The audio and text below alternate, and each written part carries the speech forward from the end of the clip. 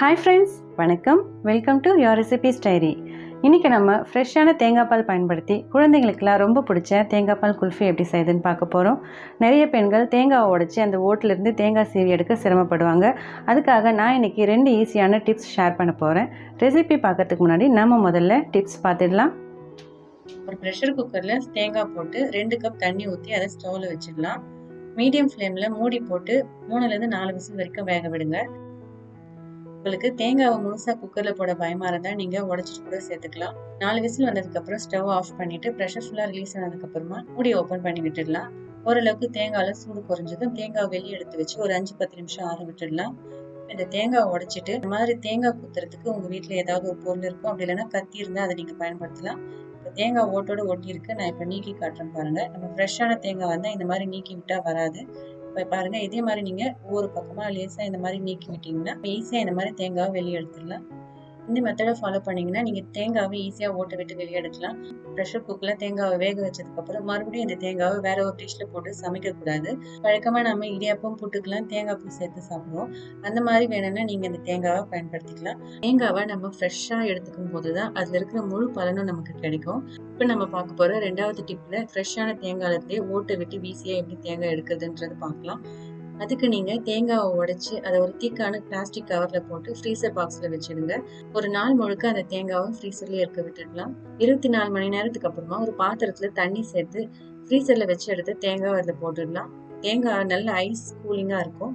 அந்த கூலிங்லாம் போகிறதுக்கு ஒரு 5-10 நிமிஷம் அப்படியே தண்ணியிலே விட்டுடலாம். இப்போ இந்த தேங்காவை பாருங்க, இதுல வந்துட்டு தேங்காய் வந்து ஓட்டோட தான் நல்லா ஒட்டி இருக்கு. இப்போ இதே மாதிரி ஒரு தேங்காய் குத்தி எடுக்கிற பொருள் இல்லாட்டி கத்தி வச்சு லேசா இந்த ஓரங்களை நீக்கி விடலாம். இந்த மாதிரி ஓரங்கள் எல்லா பக்கமும் லேசா குத்தி விட்டதுக்கு அப்புறம் பாருங்க, இந்த தேங்காய் எவ்வளவு ஈஸியா எடுக்க வருது. ஃப்ரெஷ்ஷான தேங்காயில நீங்க இந்த மாதிரி குத்துனீங்கன்னா அவ்வளவு ஈஸியா தேங்காய் பிரிஞ்சு வராது. இதை நம்ம ஃப்ரீசர்ல வச்சு எடுத்ததுனால எவ்வளவு ஈஸியா இப்படி பிரிஞ்சு வருது பாருங்க ஓட்டுல இருந்து. இந்த டிப்பை ஃபாலோ பண்ணி நீங்க ஈஸியா யாரோட உதவியும் இல்லாம தேங்காவை ஓட்டுல இருந்து சீவி எடுத்து பயன்படுத்திக்கலாம். இப்போ நம்ம ரெசிபி பார்த்துடலாம். ஒரு முழு தேங்காவை கட் பண்ணிட்டு மிக்ஸி ஜார்ல சேர்த்துடுங்க.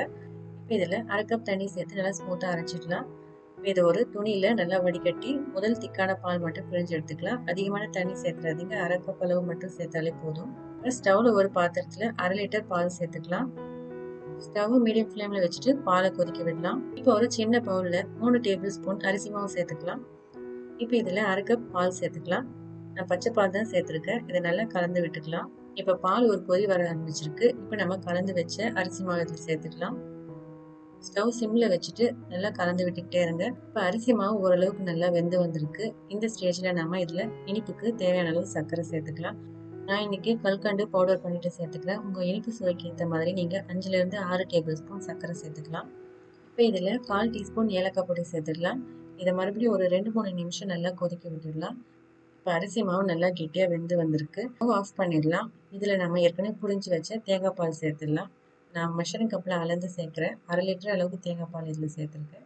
தேங்காய் பால் சேர்த்ததுக்கப்புறம் நல்லா அரிசி மாவோடு சேர்த்து நல்லா கட்டிகள் இல்லாமல் கலந்து விட்டுடுங்க. நான் மெஷரிங் கப்பில் தேங்காய் பாலை அளந்துட்டு சேர்த்துக்கிறேன். 1/2 லிட்டர் அளவுக்கு தேங்காய் பால் நான் சேர்த்துருக்கேன்.